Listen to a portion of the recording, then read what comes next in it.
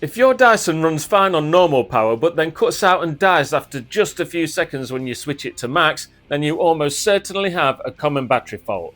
Let me show you. So this is fully charged and will run with no problems on the normal power setting, and it will last for a decent amount of time. But if I turn it onto the max setting and then try again,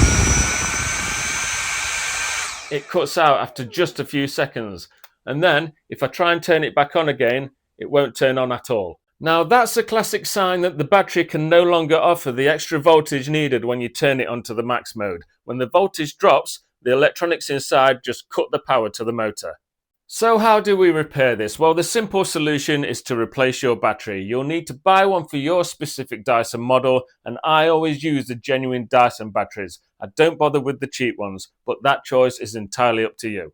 It's been a very quick video and more of a diagnosis one too. However, if you're still unsure how to change your battery when it arrives, please see my next video here and that will talk you through it step by step.